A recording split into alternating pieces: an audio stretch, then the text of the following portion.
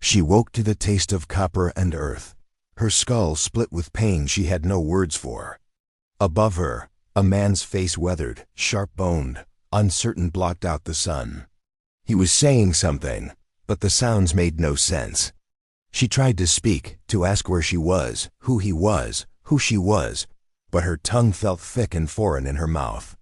All she knew was blood in her hair, stones beneath her back, and a certain animal knowledge that someone was coming for her. She did not know why.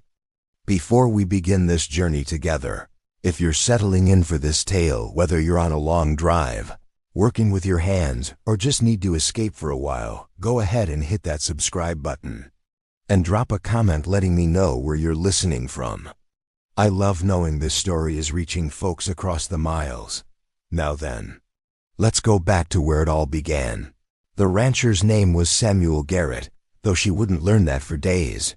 He'd found her at the base of the red cliffs that bordered his northern grazing land, where the junipers grew twisted and the ground fell away into shadow. She'd been lying in a wash of loose scree, one arm bent wrong beneath her, her deerskin dress torn and dark with blood. At first, he thought she was dead. Then her chest moved shallow, and he knelt beside her with his rifle across his knees, uncertain. He was not a man given to mercy. The frontier had carved that out of him years ago, left him alone on 200 acres with only cattle and silence for company. But something in her face, the youth of it, the way her fingers twitched as if reaching for something lost, made him lift her into his arms and carry her back across the dry grass toward his cabin. She weighed almost nothing. Her skin was hot with fever. He laid her on the narrow bed in his main room and set about cleaning her wounds with water from the well, his hands clumsy and too large. There was a gash along her hairline, deep enough that he could see bone. Her ribs were bruised, maybe cracked. One ankle was swollen purple. He wrapped what he could, gave her water when she stirred, and sat in the chair by the window with his rifle in his lap, watching the horizon. When she woke again, it was night. The cabin was dark except for the low glow of the stove, and she lay very still, her breath shallow and controlled. She did not know this place. She did not know the smell of it, wood smoke and leather and old coffee, or the shape of the walls around her. She turned her head slowly, testing the pain, and saw him sitting by the window, his profile edged in moonlight. He noticed her movement and stood, crossing to the bed. "Easy," he said. "You're safe." The word meant nothing to her. She tried to sit up, but the pain in her ribs stopped her, and she gasped, her hands clutching at the blanket. He reached for her shoulder to steady her, and she flinched back, eyes wide. "I'm not going to hurt you," he said, his voice low and even. "You fell. I brought you here." She stared at him, searching his face for something. Recognition, threat, meaning, but found only a stranger's exhaustion. Her lips moved, but no sound came out. She tried again. "Where ... Her voice was a rasp, broken. "Where am I?" "My ranch." "North of the San Pedro. You've been out 2 days." She looked down at her hands, at the dirt still caked beneath her nails, at the bandages wrapped around her wrists. They were her hands, but they felt distant, like tools she'd borrowed and forgotten how to use. "Who are you?" she asked. "Samuel Garrett. I found you at the base of the cliffs. Looked like you'd fallen." He paused, studying her. "What's your name?" She opened her mouth to answer, and nothing came. The silence stretched between them, heavy and wrong. She searched her mind for the shape of herself, her name, her people, the reason she'd been on those cliffs, but there was only emptiness, a vast and echoing dark. "I don't know," she said finally, and the fear in her voice was raw. Garrett's jaw tightened. He stepped back, glancing toward the window. "You don't remember anything?" She shook her head, slow and careful, testing the pain. "No, I don't. I don't know who I am." He was quiet for a long moment, his eyes on her face. She could see him weighing something, deciding. Then he nodded once, brief. "All right, you need rest. We'll sort it out when you're stronger." But she could see the doubt in him, the way his hand stayed close to the rifle leaning against the wall. She did not blame him. She did not trust herself either. The days passed in a slow, painful blur. She could not walk for the first week, her ankle too swollen and her ribs too tender. Garrett brought her water and broth made from salt pork, left her alone most of the day while he worked the cattle. She lay in the bed and stared at the rafters, trying to pull anything from the emptiness in her mind.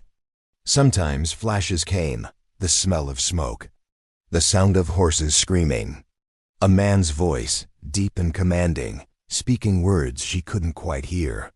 But they were fragments, sensations without context, and they slipped away as quickly as they appeared. She did not know what language she should be speaking. English came to her, but so did another tongue, one that shaped itself in her mouth with an ease that felt older, deeper. She tried it once, whispering sounds to herself in the dark, and felt a sharp, inexplicable grief rise in her chest. She did not try again. Garrett did not ask many questions. He was a quiet man, his presence in the cabin like a shadow there, but unobtrusive. He moved with the economy of someone long accustomed to solitude, every action deliberate. She watched him when he thought she wasn't looking, trying to understand what kind of man saved a stranger and asked for nothing in return. One evening, as he sat cleaning his rifle by the stove, she spoke. "Why did you help me?" He didn't look up. "Didn't seem right to leave you, but you don't know me." "No." He set the rifle aside, his hands resting on his knees. "But I know what it's like to be left behind." She wanted to ask what he meant, but something in his voice, a finality, a wound that had scarred over, stopped her. Instead, she said, "Thank you." He nodded, and they sat in silence until the fire burned low. By the second week, she could stand. Her ankle still ached, but she could put weight on it, could take slow, careful steps across the cabin floor. Garrett watched her from the table, his coffee cooling in his hands. "You heal fast," he said. "Do I?" She didn't know if that was true. She had nothing to compare it to. He stood and crossed to the door, pulling it open.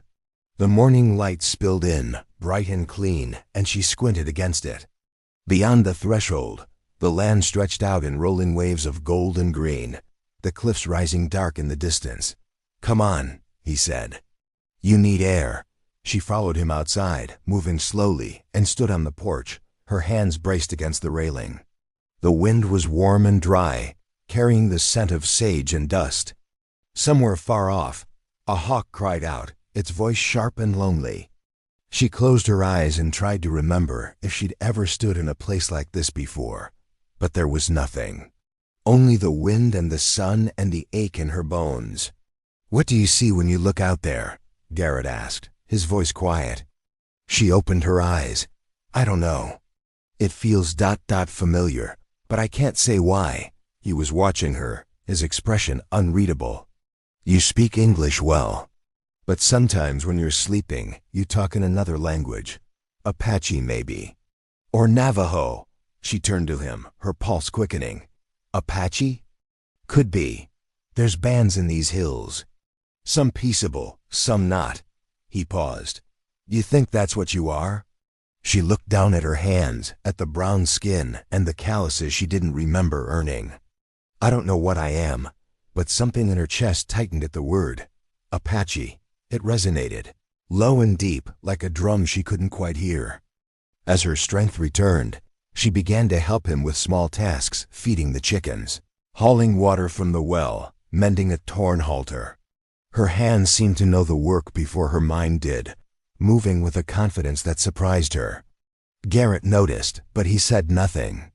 One afternoon, while she was carrying a bucket of water across the yard, she heard the sound of hooves in the distance.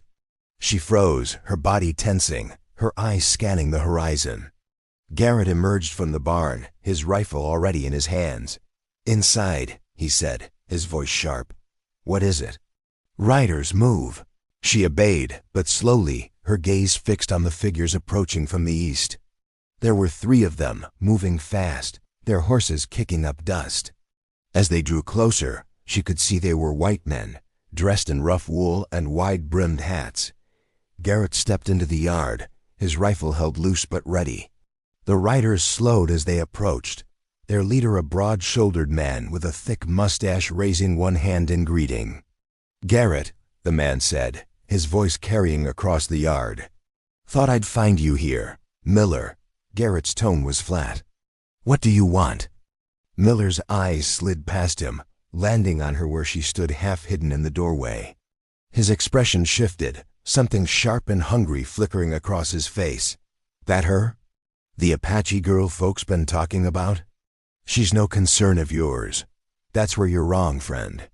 There's a war chief north of here, Nad, they call him. Word is, his daughter went missing a few weeks back. He's been tearing up the territory looking for her." Miller's gaze didn't leave her. She fit the description? Garrett's jaw tightened. She doesn't remember anything. She fell, hit her head. Convenient. Miller leaned back in his saddle, his smile thin. "You know there's a bounty on her, don't you? Dead or alive? Settlers up in Prescott want her for what her father did last spring. Burned out 3 homesteads, killed a dozen men. She's not her father. Maybe not. But that won't matter to the folks who lost kin." Miller's smile widened. "You'd best think careful about who you're protecting, Garrett. Might be you're harboring the enemy." Garrett didn't move. "Get off my land." Miller chuckled, low and easy, and turned his horse. "We'll be back." "You can count on that." The 3 riders wheeled and rode off, their dust hanging in the air long after they'd gone. Garrett stood in the yard, his rifle still in his hands, his shoulders tight. She stepped out onto the porch, her heart pounding. "What did he mean?" she asked. "What did my father do?" Garrett turned to her, and for the first time, she saw something like fear in his eyes. "I don't know. But we need to find out." The name Nag meant nothing to her, but it settled in her chest like a stone. That night, she lay awake in the bed, her mind turning over Miller's words. A war chief. Burned homesteads. 12 men dead. She tried to imagine herself as the daughter of such a man, but the image wouldn't hold. She felt no connection to violence, no memory of fire or blood. And yet, there were moments, small, fleeting, when something darker surfaced.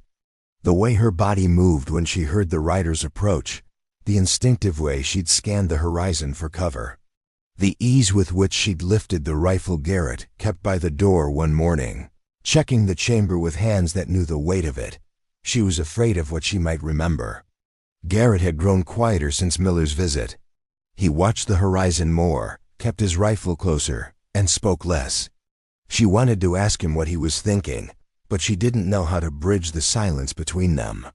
One morning, she found him sitting on the porch, his hands wrapped around a cup of coffee that had long since gone cold. She sat beside him, careful not to crowd him, and waited. "My wife died 3 years ago," he said finally, his voice low. "Fever took her. We had a daughter too. She was 6. She went the same week." She felt her throat tighten. "I'm sorry. I came out here to get away from it. Built this place with my own hands. Thought if I could just ... be alone, I could forget." He looked at her, his eyes red-rimmed. "But you can't forget. Not really. You just learn to live with it." She didn't know what to say. The weight of his grief was too large, too raw, and she had no words that could touch it. "Why are you telling me this?" she asked. "Because I don't want you to think I'm doing this out of kindness. I'm not. I'm doing it because I can't. I can't lose someone else." He stood, his coffee cup still in his hands. "Even if you're her. Even if you're his daughter. I can't just hand you over." She watched him walk back into the cabin, his shoulders hunched, and felt something break open inside her. She did not know who she was, but she knew, with absolute certainty, that she did not want to hurt this man. The days grew hotter. The grass turned brittle and yellow, and the cattle moved sluggishly in the heat.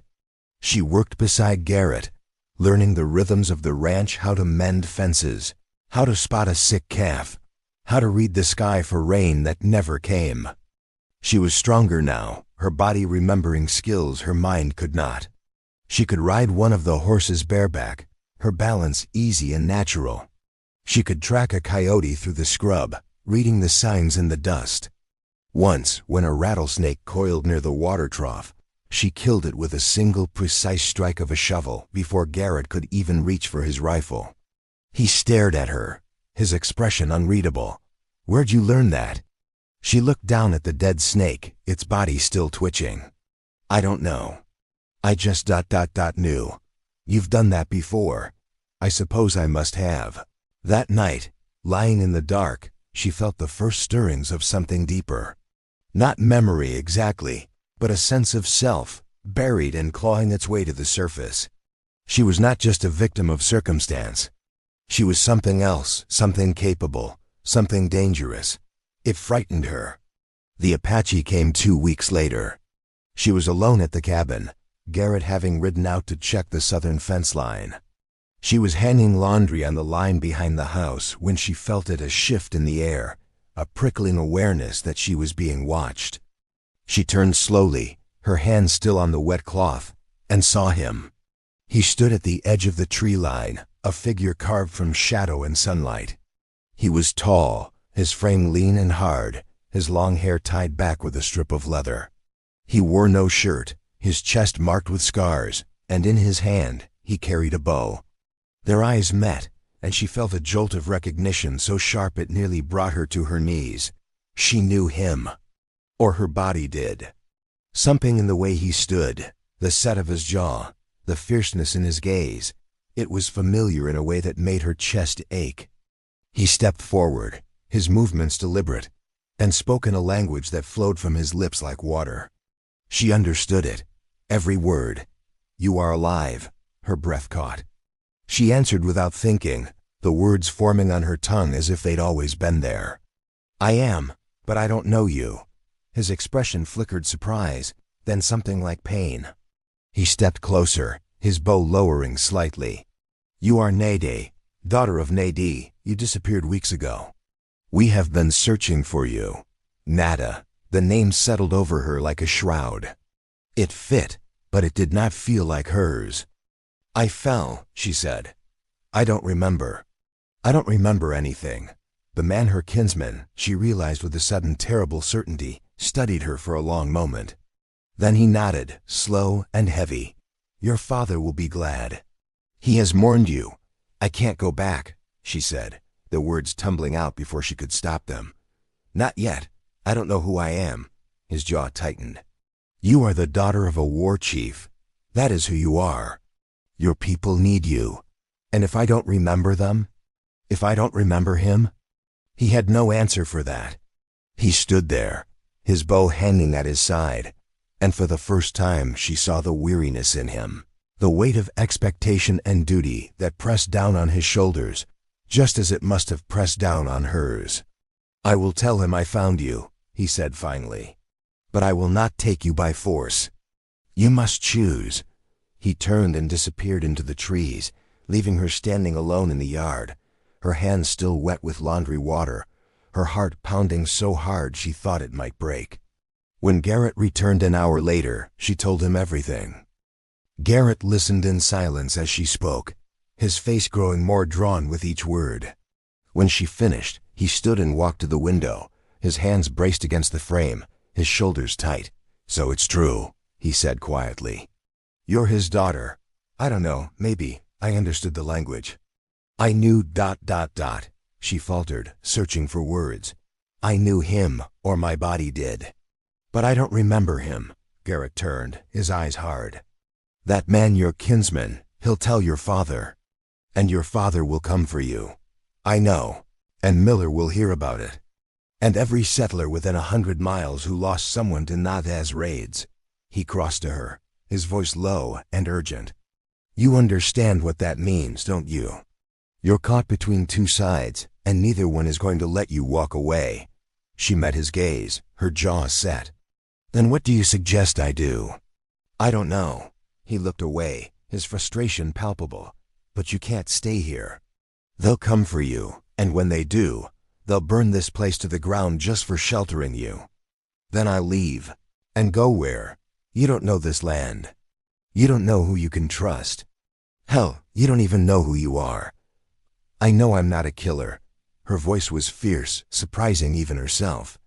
I don't care what my father did. I don't remember it. I won't be held accountable for a life I can't recall. Garrett's expression softened, just slightly. It doesn't work that way out here.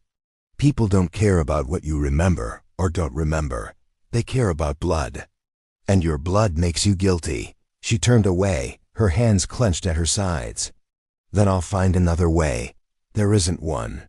There has to be. The nights grew tense. Garrett slept with his rifle across his lap, and she took to keeping a knife beneath her pillow, a blade she'd found in the barn, its edge still sharp. She did not know why she felt safer with it, only that the weight of it in her hand calmed something restless inside her. She dreamed more now. Fragmented images that came in flashes, a man with a scarred face, his voice commanding and absolute. A fire burning against a night sky. The screams of horses and the smell of blood. She woke gasping, her body slick with sweat, and Garrett would be there, his hand on her shoulder, his voice low and steady. It's all right. You're safe. But she didn't feel safe. She felt like she was standing on the edge of a cliff, the ground crumbling beneath her feet, and no matter which way she turned, there was only falling. Miller returned a week later, this time with more men. 6 of them, all armed, all watching the cabin with the kind of hunger that made her skin crawl.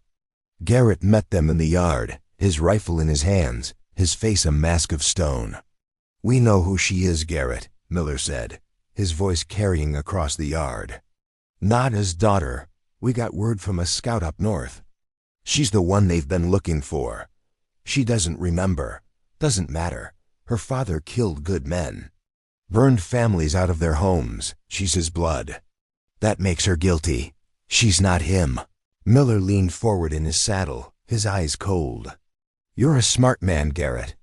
Don't throw your life away for some Apache girl who doesn't even know her own name. Hand her over, and we'll leave you in peace." Garrett's jaw tightened. "No." Miller sighed, long and weary, and straightened in his saddle. "Then you've made your choice. We'll be back. And next time, we won't ask." The riders turned and left, and Garrett stood in the yard, his hands white-knuckled on his rifle. She stepped out onto the porch, her heart pounding. "You should have given me to them," she said. "No, they'll kill you." "Maybe." He turned to her, his eyes fierce. "But I'm not handing you over to be hanged for something you didn't do. How do you know I didn't do it?" The words came out sharper than she intended. "How do you know I'm not exactly what they say I am?" "Because I've been watching you. And I know what guilt looks like." "You don't carry it." She wanted to believe him. But the dreams kept coming, and with them, the growing certainty that she was more than she seemed. That somewhere, buried beneath the emptiness, there was a woman who had lived a life she could not remember, a life that had left blood on her hands. It was Garrett who found the proof. He'd been going through old newspapers he kept in a trunk beneath his bed, accounts of raids, notices of missing persons, warnings from the territorial government. He spread them across the table one evening, his face grim, and called her over. "Look at this." She leaned over the table, her eyes scanning the yellowed pages. There were accounts of raids across the territory, homesteads burned, livestock stolen, men killed. And in several of them, there was mention of a woman seen among the Apache warriors. A woman described as young, fierce, and unflinching in battle. One account, dated 6 months prior, described her in detail, tall, with long dark hair and a scar above her left eyebrow. She rode at the front of the war party, a rifle in her hands, and showed no mercy. She touched her forehead, feeling the raised line of scar tissue she'd noticed weeks ago, but hadn't thought to question. Her hand trembled. "That's not me," she said, her voice hollow. "That can't be me." "It fits," Garrett said quietly. "The description, the scar, the language you speak, but I don't remember it. I don't remember any of it. I know." He looked at her, his expression caught between sympathy and something darker. "But that doesn't mean it didn't happen." She stepped back from the table, her breath coming fast and shallow. "So what are you saying? That I'm a murderer? That I killed those people?" "I don't know. Maybe. Maybe you were just following your father. Maybe you didn't have a choice. There's always a choice. Is there? He stood, his voice rising. You were raised by a war chief. You were trained to fight, to kill. How much choice did you really have? She turned away, her hands pressed to her face. I don't want to be that person. Then don't be. It's not that simple. Yes, it is. He crossed to her, his voice urgent. You're not that person anymore. You don't remember her. That means you get to choose who you are now. And if you choose to be someone different, then that's who you are. She lowered her hands, her eyes wet. And what if I remember? What if it all comes back and I'm exactly what they say I am? Then we'll deal with it, together. She looked at him, at the man who'd saved her, who'd given her shelter when he had every reason to turn her away, and felt something shift inside her. Not memory, but something deeper. Gratitude, trust, and beneath it, the first fragile threads of hope. Why are you doing this? She asked. Because you deserve a chance. We all do. The Apache came at dawn. She woke to the sound of horses and voices, low and urgent, and knew before she opened her eyes that this was not a threat. This was family. She rose from the bed, her body moving on instinct, and stepped out onto the porch. Garrett was already there, his rifle in his hands, his eyes fixed on the riders approaching from the north. There were a dozen of them, warriors and women both, their horses moving in a tight formation. And at their head, a man who could only be her father. He was older than she'd imagined, his face lined with age and hardship, his long hair streaked with gray. But there was a strength in him, a presence that seemed to fill the space around him. And when his eyes landed on her, she felt the weight of it like a physical blow. He dismounted slowly, his movements deliberate, and walked toward the cabin. Garrett raised his rifle, but she stepped in front of him, her hand on the barrel. No, she said quietly. Let him come. Garrett hesitated, then lowered the rifle. The man her father stopped a few paces away, his eyes never leaving her face. He spoke in Apache, his voice deep and resonant. Nad, my daughter. You are alive. She felt the name settle over her again, heavier this time. She answered in the same language, the words coming easier now. I am, but I am not the daughter you remember. His expression flickered, confusion and pain warring across his features. You were lost. We have searched for you. Your mother has wept for you.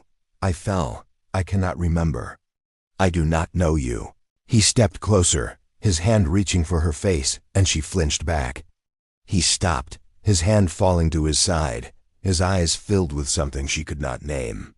You are my blood, he said, his voice breaking. You are my daughter. That does not change. But I do not remember you. I do not remember any of it. The raids, the fighting, none of it. He stared at her, and for the first time, she saw the grief in him, raw and unguarded. You were strong. You were fearless. You rode beside me, and no enemy could stand against you. I do not want to be that person. Then who do you want to be? She had no answer for him. She looked back at Garrett, standing on the porch with his rifle still in his hands, and then at her father, this man she did not know but whose blood she carried, and felt the weight of two worlds pressing down on her shoulders. I do not know, she said finally. But I cannot go back with you, not yet. Her father's jaw tightened. You belong with your people. Do I? I do not remember them. I do not remember you. How can I belong to something I do not know? He was silent for a long moment, his eyes searching her face. Then he turned to the warriors behind him, speaking in low, urgent tones. One of them, a younger man, his face hard and unyielding, stepped forward, his voice rising in protest. Her father silenced him with a gesture, his authority absolute. He turned back to her.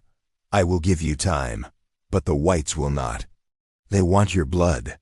They will come for you, and they will not stop until you are dead. I know. Then you must choose. Come with me, and I will protect you. Stay here, and you will die. She met his gaze, her jaw set. I would rather die free than live as someone I do not know.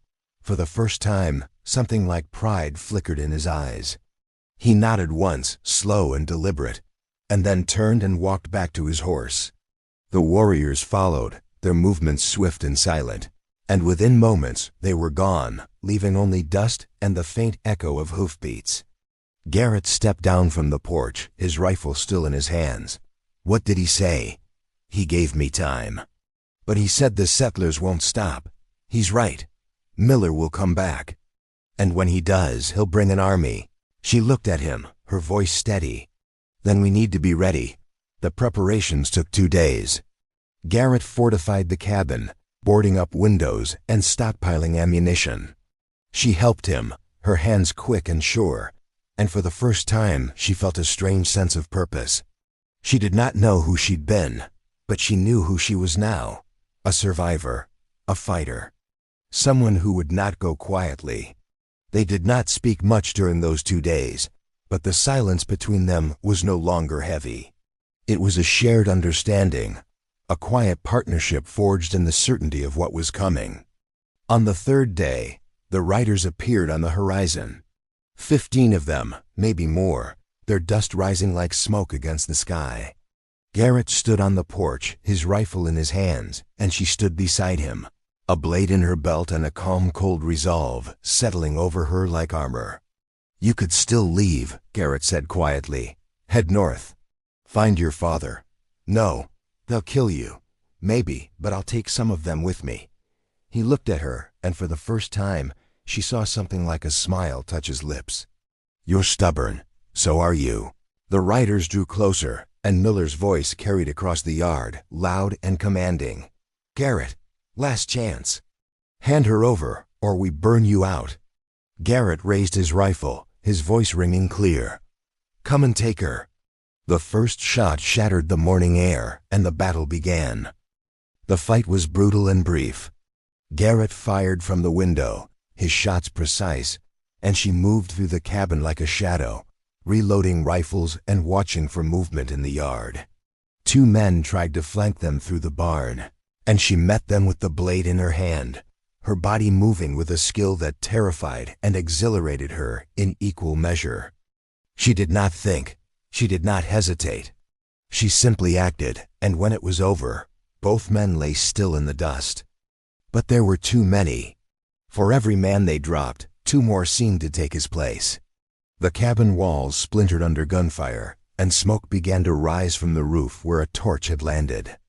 Garrett shouted something she couldn't hear over the roar of gunfire, but she understood. They were out of time. And then, from the north, a new sound. Hoofbeats, dozens of them, and the high, keening cry of Apache warriors. Her father's war party swept into the yard like a storm, their rifles and bows cutting down Miller's men with ruthless efficiency.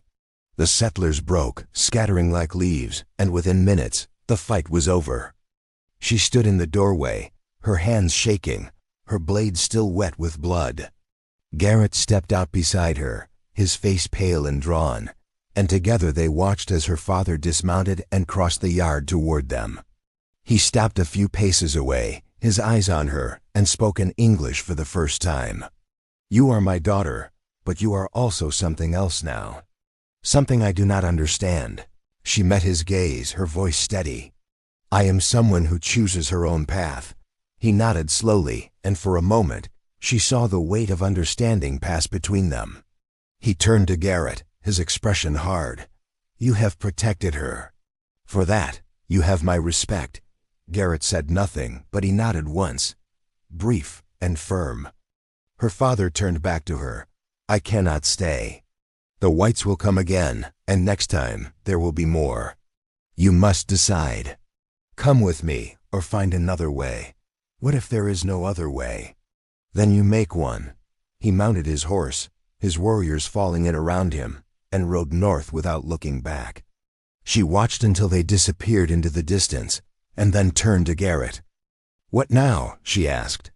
He looked at the smoldering cabin, at the bodies scattered in the yard, and then at her. Now we rebuild. And we figure out how to live in a world that doesn't want us. You'd do that? After everything? I don't have anywhere else to go, do you? She shook her head, a faint, weary smile touching her lips. No, I suppose I don't. They buried the dead at the edge of the property, far from the cabin.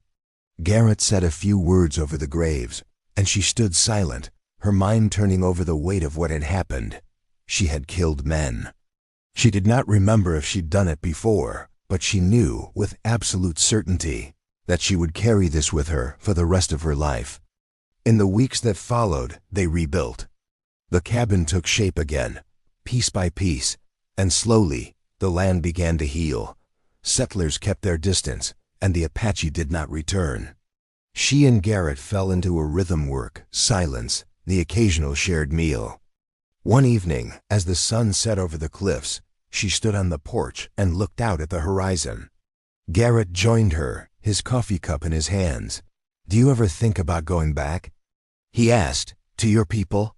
"Sometimes. But I don't know if they're my people anymore." "What are you then?" She thought about it, the question settling over her like a familiar weight. "I'm someone who fell. And someone who got back up. That's all I know."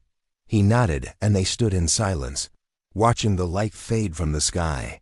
Somewhere in the distance, a coyote howled, its voice carrying across the empty land. She did not know who she'd been, but she knew finally who she was becoming. And for now, that was enough. Thanks for watching this story till the end. Comment below and tell me where you're watching from. And before you go, check out these other amazing Western stories waiting for you next. Subscribe, like, and I'll see you on the next ride.